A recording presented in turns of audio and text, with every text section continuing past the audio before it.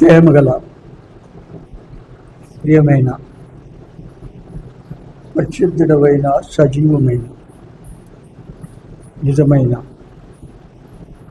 నిత్య జీవము కలిగిన సత్యదేవుడవైన ఆకాశమందున్న అంతటా అన్ని సమయాల్లో ఉన్న మా పరలోకపు తండ్రి యేసు క్రీస్తు ప్రభువు నామను బట్టి హృదయపూర్వకమైన కృతజ్ఞతకి ఆరాధన చెల్లిస్తూ మీ పాదముల చెంతకు వస్తున్నాం.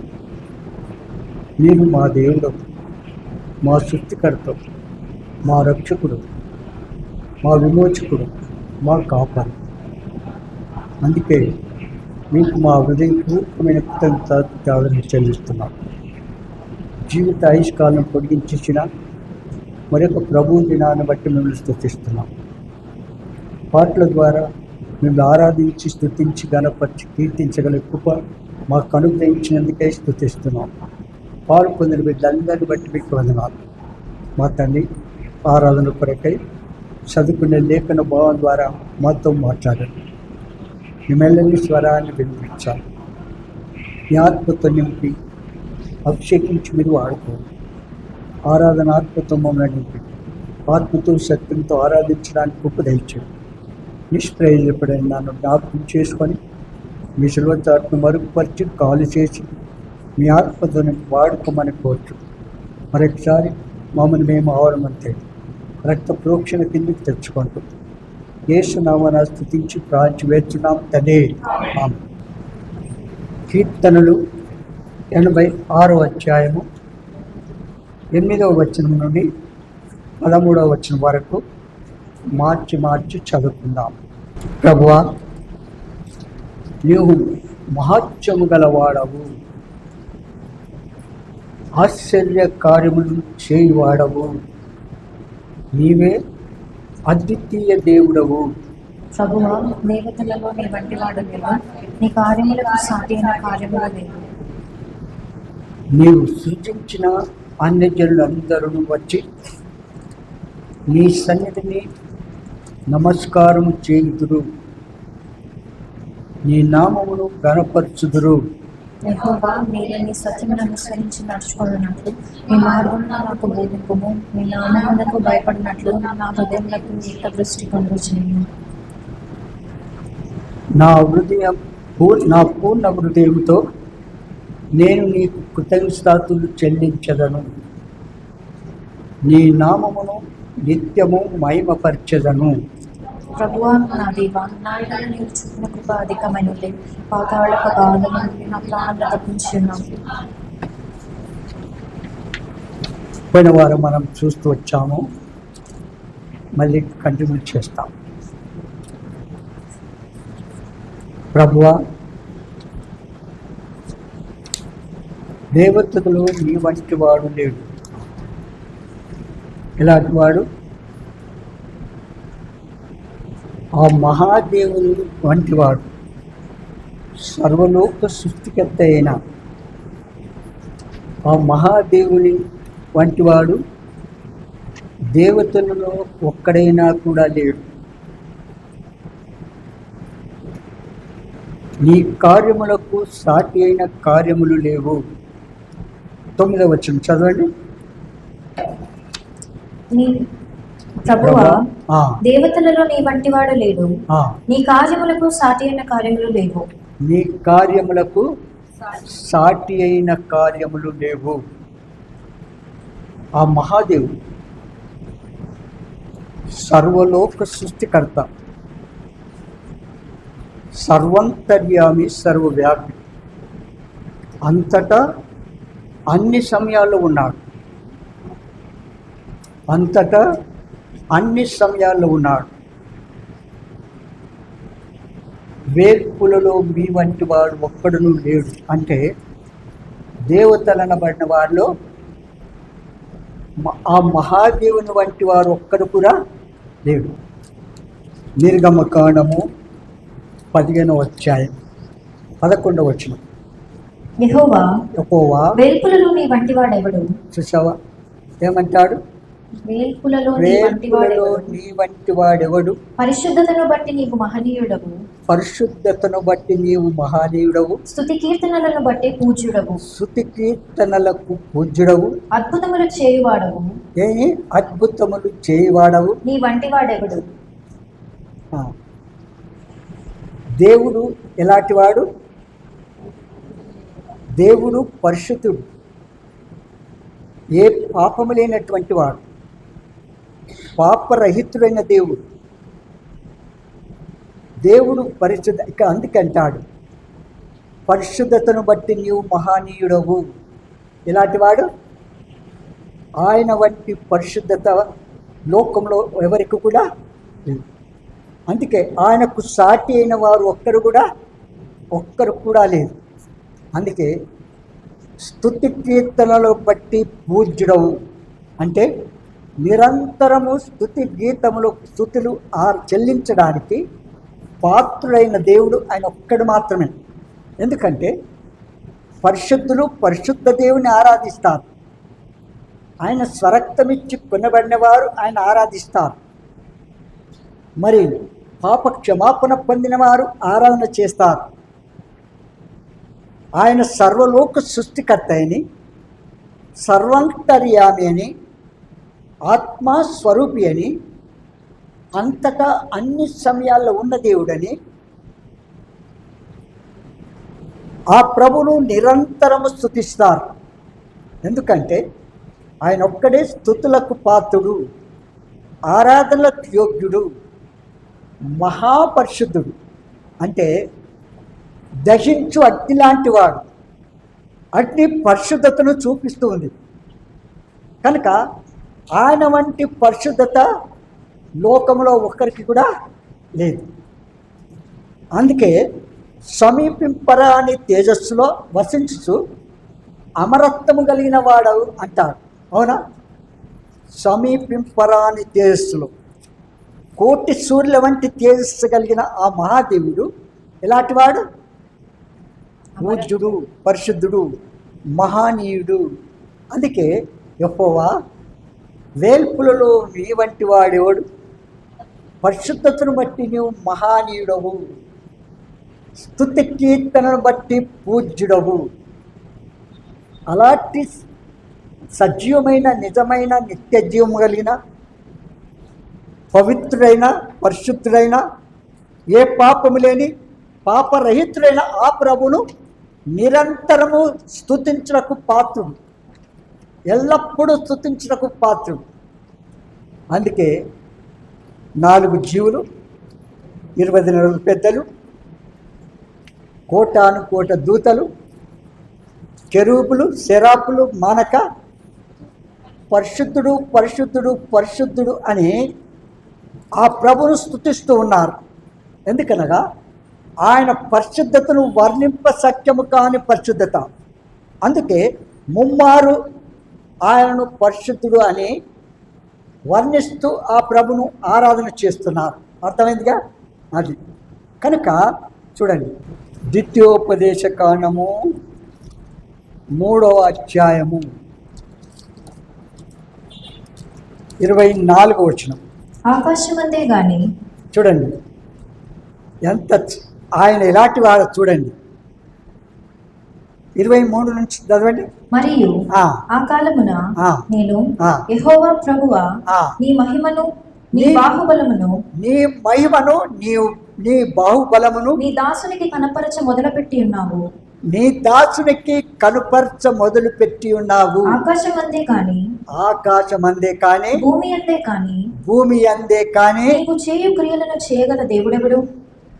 ఇక్కడ చూడండి, ఆకాశమందే కాని భూమి అందే కాని నీవు చేయు క్రియలను చేయగల దేవుడెవడు? నీవు చూపు పరాక్రమమును చూపగల దేవుడెవడు? నీవు చూపు పరాక్రమమును చూపగల దేవుడెవడు? నేను అత్తరికి వెళ్ళి యోర్దాను అవతలనున్న ఈ మంచి దేశమును మంచి మన్యమును ఆ లెబానోనును చూచినట్లు దయచేయమని నేను యెహోవాను బ్రతిమాలుకొనగా. కనుక ఆ మహాదేవుడు ఎలాంటి వాడు? ఆకాశం ఆయన వంటి దేవుడు లోకంలో ఒక్కరు కూడా లేవు. ఒక సంగతి మీకు తెలియజేస్తాను. దేవుడు అనేవాడు సజీవుడు,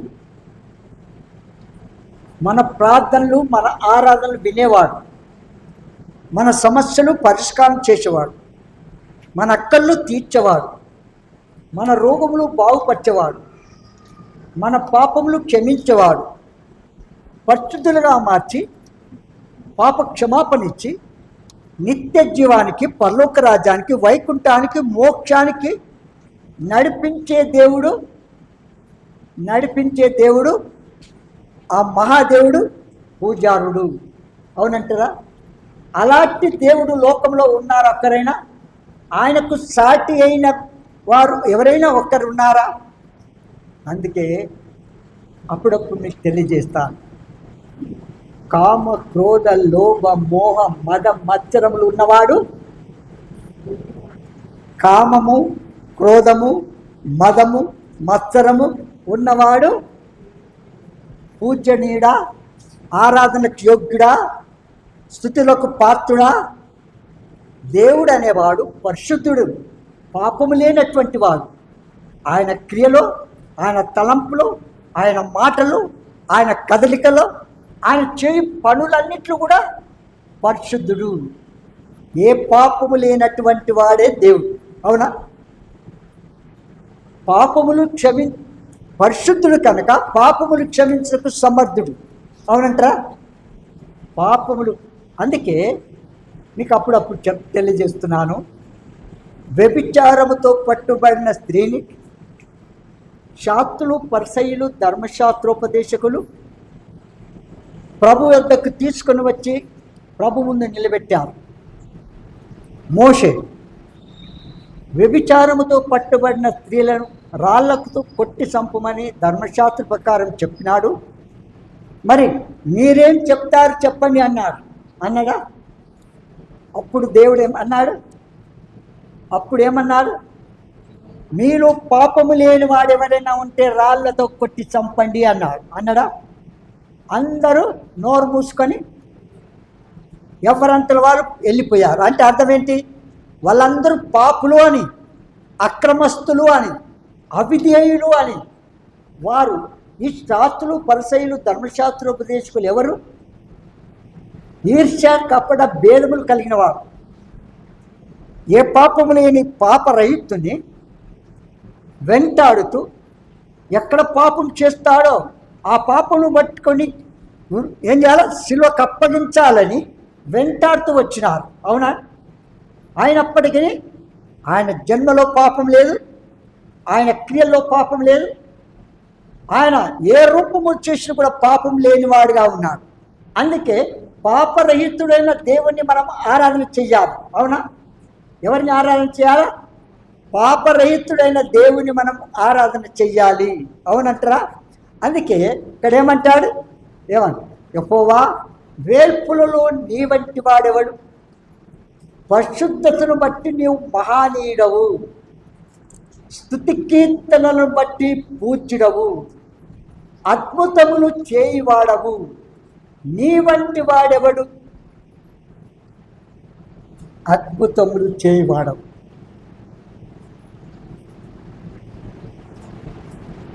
సముద్రమును పాయలు చేసేవాడు ఉన్నాడా? ఎర్ర సముద్రమును పాయలు చేసి ఆరిన నేలను నడిపించిన వారు ఇంకా ఎవరైనా ఉన్నారా? ఏ మానవుడు కానీ, ఎవరైనా పూజ్యులు అనుకున్న వారిలో ఎవరైనా ఉన్నారా? ఒక్కడైనను లేదు. వడిగల జలముల పైన భూమి యొక్క పాదులను నిలిపి భూమి స్తంభములను స్థిరంపరిచిన దేవుడు ఎవరైనా ఉన్నారా? సముద్రమునకు అద్దులు నిర్మించిన వాడు ఎవరైనా ఉన్నాడా?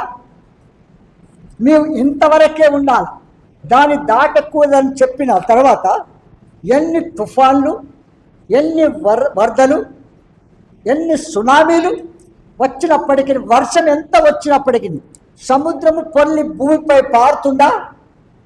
ఉంది చెప్పండి. ఆయన సెలవు లేకుండా ఏది జరగలే. కనుక అలాంటి దేవుడు ఎలాంటి వాడు? అద్భుతములు చేయవాడవు కాదా? నీ వంటి వాడెవడు? అవునంటారా లేదా? నిర్గమకాండము 8వ అధ్యాయం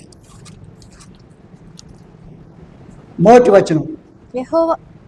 యెహోవా ఏటిని కొట్టి యెహోవా ఏటిని కొట్టి 7 దినములైన తరువాత 7 దినములైన తర్వాత యెహోవా మోషేతో ఇట్లనెను, యెహోవా మోషేతో ఇట్లనెను, నీవు ఫరో యొద్దకు వెళ్ళి ఆ అతనితో నన్ను సేవించుటకు నా జనులను పోనిమ్ము. ఆ నీవు వారిని పోనీయనులని ఎడల ఆ ఇదిగో ఆ. నేను నీ పొలమేరలన్నిటినీ కప్పల చేత బాధించెదను. ఏం చేస్తారా?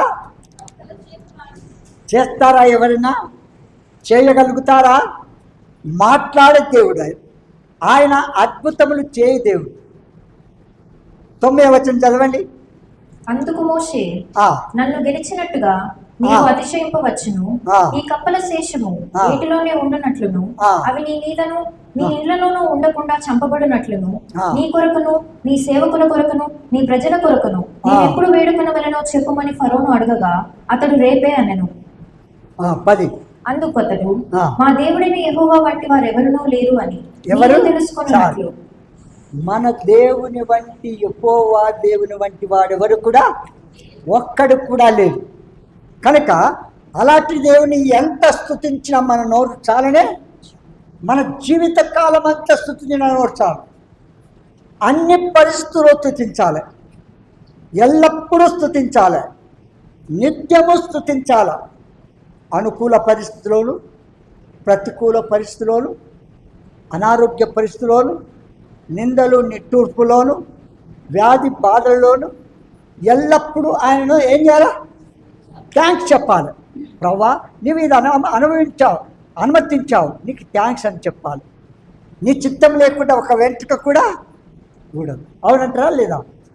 మనకు దేవుడు ఏదైతే తీసుకొని వస్తాడో దాని అంతటి బట్టి ఏం చేయాలి? మనం ప్రభును స్తుతించాలి. తర్వాత భక్తుడు ఇక్కడ పై వచనాల్లో దేవుని గుణ లక్షణాలను చెప్పాడు. పై వచనాల్లో దేవుని యొక్క గుణ లక్షణాలు చెప్పాడు. ఆయన ఎలాంటివాడు? క్షమించుటకు సిద్ధమైన మనసు గలవాడు. ఎలాంటివాడు? క్షమించుటకు సిద్ధమైన మనసు కలిగిన వాడు. ఎంత చక్కగా ఉంది చూడండి. నీవు ప్రభువా, నీవు మహాత్మ్యము గలవాడు, ఆశ్చర్యకారములు చేయవాడు, నీవే అద్వితీయ దేవుడవు, నీవే అద్వితీయ దేవుడవు. ఈ వచనాల్లో సాటి లేనివాడు. ఎలాంటి వాడు? ఆ ప్రభుతో పోల్చుకొని ఎవరిని పోల్చి చేయలేము కూడా. ఆయన సాటి లేనటువంటి వాడు. అందుకే ఒక పాట ఉంది మన సియోను గీతాల్లో, సాటి లేనిది యేసుని రక్తము పాపమును కడుగును, ప్రియుడా పాపమును కడుగును. సాటి లేనిది యేసుని రక్తం పాపమును కడుగును, ప్రియుడా పాపమును కడుగును. కనుక ఆయన పరిశుద్ధమైన, అమూల్యమైన, నిష్కలంకమైన, నిర్దోషమైన గొర్రెపిల్ల వంటి క్రీస్తు రక్తము ద్వారా మన జన్మ కర్మ పాపములను క్షమించి పరిశుద్ధులుగా మార్చి మరణం నుంచి జీవులకు నడిపించి నిత్య జీవానికి వారసులుగా చేసినాడా లేదా? దుష్ట శిక్ష శిష్ట రక్షణ అనలేదు, అన్నాడా? పాపులను ప్రేమించిన ప్రేమామూర్తి. అందుకే పాపాత్ముల దగ్గరికి వెళ్ళినప్పుడు మీరు పాపము లేని వాడు రాళ్ళతో కొట్టండి అన్నారా? కనుక మీకా గ్రంథము 7వ అధ్యాయం 18, 19 వచనం. తన స్వాస్థ్యములో శేషించిన వారి దోషమును పరిహరించి వారు చేసిన అతిక్రమముల విషయమై వారిని క్షమించు దేవుడవైన నీతో సమడైన దేవుడున్నాడా? ఆయన కనికరము చూపుట యందు సంతోషించువాడు గనుక ఎంత చక్కటి మాట చూడండి. ఆయన కనికరము చూపుటయందు సంతోషించువాడు గనుక నిరంతరము కోపముంచడు. ఆయన మరలా మన యందు జాలిపడును. అమ్మా, ఆయన మరలా మన యందు జాలిపడును. మన దోషములను అణచివేయును. వారి దోషములను అణిచివేయును. వారి పాపములన్నిటినీ సముద్రపు అగాధములో నీవు పడవేతువు. ఏం చేస్తాడంట? వారి పాపములన్నిటినీ సముద్రపు అగాధములో నీవు పడవేతువు. ఎంత చక్కగా చూడండి. ఇలాంటి దేవుని కలిగి ఉన్నాం. సముద్రగాధంలో పడవేసినారంటే తిరిగి వాటిని జ్ఞాపకము నా వీపు వెనుక నీ పాపం లేచుకోడు. ఆయన వీపు ఎంత ఉంటుంది? ఆకాశం మహాకాశములు పట్టదాలని దేవుడు. అవునా? ఆకాశం ఆయన సింహాసనము, భూమి ఆయన పాదపీఠం. కనుక తూర్పుకు పడమటికి ఎంత దూరమో అంత ఎడాము చేసినాను అంటాడు. అవునా? అవునంటారా? ఎక్కడుంది? 103వ కీర్తన 12వ వచనం. పడమటికి తూర్పు ఎంత దూరమో, పడమటికి తూర్పు ఎంత దూరమో ఆయన మన అతిక్రమములను మనకు అంత దూరపరిచి ఉన్నాడు. ఏం చేసినాడు? ఆ మహాదేవుడు, పవిత్రుడైన దేవుడు, పరిశుద్ధుడైన దేవుడు, సర్వలోక సృష్టికర్తైన ఆ దేవుడు మన పాపములను క్షమించి, మన అతిక్రమములను క్షమించి ఏం చేసినాడు? పడమటికి తూర్పు ఎంత దూరమో ఆయన మన అతిక్రమములను మనకు అంత దూరపరిచి ఉన్నాడు. అంటే ఎప్పుడైనా చూసినారా? పడమర తూర్పు చూసినారా ఎంత దూరం ఉందో? సర్ది టిఫిన్లు కట్టుకొని పోండి. డబ్బులు జేబులో పెట్టుకొని మీరు ప్రాణం చేసి వెళ్ళిపోతుండండి.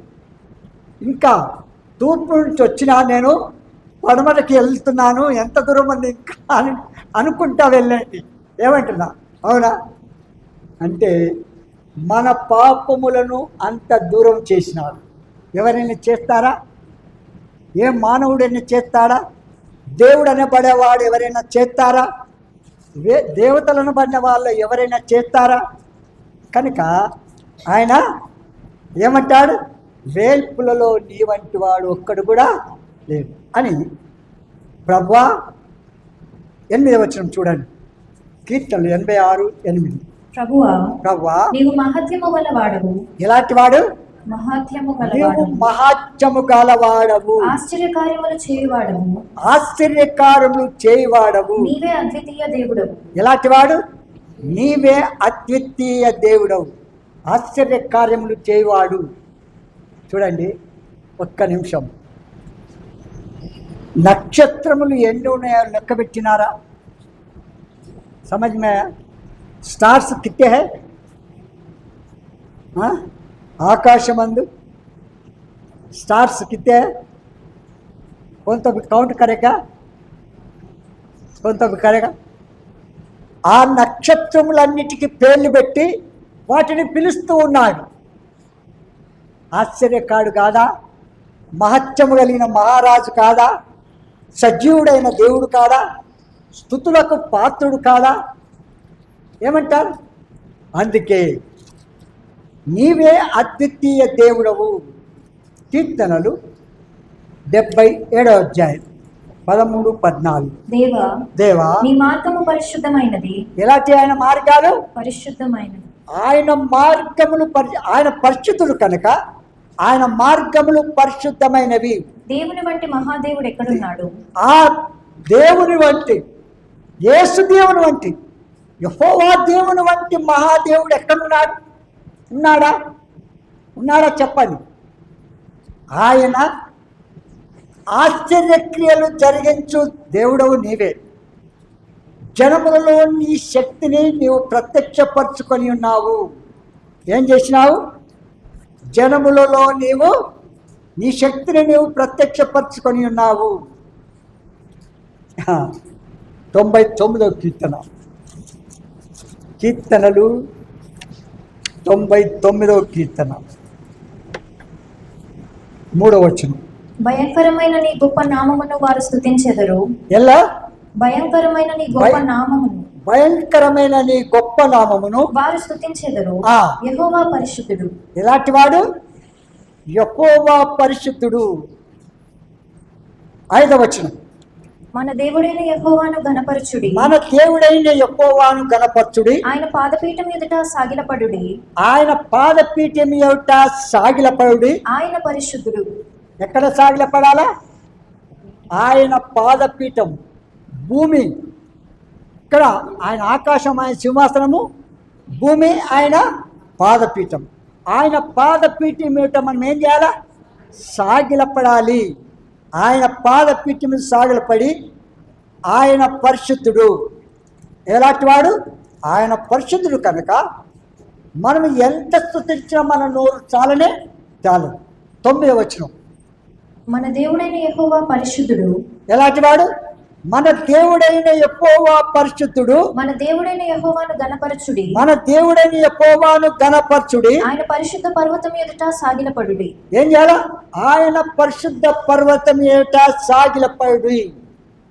ఆయన పరిశుద్ధ పర్వతం ఏట సాగిలపడుడి. ప్రకటన 4వ అధ్యాయము 8వ వచనం చదవండి. ఈ 4 జీవులలో అమ్మా, ఈ 4 జీవులలో ప్రతి జీవికి 6 రెక్కలుండెను. అవి చుట్టూను రెక్కల లోపటను కన్నులతో నిండి ఉన్నవి. అవి భూత వర్తమాన భవిష్యత్ కాలములలో ఉండు సర్వాధికారి దేవుడునకు ప్రభువు పరిశుద్ధుడు పరిశుద్ధుడు పరిశుద్ధుడు అని మానక రాత్రింబగళ్ళు చెప్పుచుండును. ఎప్పుడు చెప్తున్నాయి? మానక రాత్రింబగళ్ళు ఆ ప్రభును స్తుతిస్తున్నారు. మనం ఎంతసేపు స్తుతిస్తాం? ఆరాధన చేయండి, ప్రార్థన ఎంత చేస్తారో ఆరాధన చేయండి అని విడిచిపెడితే ఎంతసేపు చేస్తారు చెప్పండి? ఎంతసేపు చేస్తారు? ఓన్లీ ఆరాధన చేయాలి, ప్రార్థన చేయకూడదు. అడుగుతున్నాను, వేడుకుంటున్నాను, ప్రార్థిస్తున్నాను, మనం చేస్తున్నాను, ఇవన్నీ మాటలు ఉపయోగించకుండా ప్రభువును ఆరాధన చేయాలి. ఎన్నిసార్లు ఎంతసేపు చేస్తారు చెప్పండి? చెప్పండి. ఏమక్క? స్తోత్రం స్తోత్రం స్తోత్రం, ఆత్రం ఆత్రం ఆత్రం అంటావా? మన జీవితంలో కూర్చొని కనుక మానక రాత్రింబగళ్ళు ఏం చేస్తున్నారు? పరిశుద్ధుడు పరిశుద్ధుడు పరిశుద్ధుడు అని ఆయన స్తుతిస్తున్నారు. 10వ వచనం చదవండి. ఆ 24 పెద్దలు ఆ 24 పెద్దలు సింహాసనం నందు ఆసీనుడై ఉండు వాని ఎదుట సాగిలపడి. ఎక్కడ? పరలోకమందు సింహాసనాసీనుడైనటువంటి వాని ఎదుట సాగిలపడి యుగ యుగములు జీవించుచున్న వానికి నమస్కారం. ఎలాంటి వాడు ఆయన? యుగ యుగములు జీవించువాడు. ఆ మహాదేవుడు ఎలాంటి వాడు? చిరంజీవి, పరిశుద్ధుడు, సజీవుడు. ఆయన అంటాడు, నేను ముత్తుడనైతిని కానీ ఇదిగో సజీవుడనై ఉన్నాను. ప్రాణం పెట్టడానికి, ప్రాణం తీసుకోవడానికి అధికారం కలిగిన దేవుడు. విన్నారా? అందుకే ఏమంటాడు? యుగ యుగములు జీవించుతున్న వానికి నమస్కారము చేయొచ్చు, ఆరాధన చేయొచ్చు. ప్రభువా మా దేవా, నీవు సమస్తమును సృష్టించితివి. నీవు సమస్తమును సృష్టించి అంటే భూమి, ఆకాశము, సముద్రము, సూర్యచంద్ర నక్షత్రములు, వృక్షములు, ఫలవృక్షములు, నానా రకములైన వృక్షములను, జంతువులను, పక్షులను, ప్రాకులను, జలచరములను, జీవరాశులను, సకల ప్రాణులను సృష్టించిన దేవుడు. ఆ దేవుని రూపంలో నరుని సృష్టించి జీవాయువు నుండి జీవాత్మగా చేసిన దేవుడు ఆయన ఒక్కడే. ఎవరైనా ఉన్నారా? అలాంటి దేవుని మనం ఏం చేయాలా? నీవు సమస్తమును సృష్టించిదివి, నీ చిత్తమును బట్టి అవి ఉండెను, దానిని బట్టి సృష్టింపబడను గనుక నీవే మహిమ ఘనత ప్రభావములు పొంద నరుడవని చెప్పుతూ తమ కిరీటములను ఆ సింహాసనం ఏట వేసినారా? ఏం చేసినారు? కనుక చెప్పాలంటే చాలా సంగతున్నారు. ఏమంటావు? సమయము వెళ్ళిపోతూ ఉంది. ఏంటి కనుక టైం లిమిట్ అంట.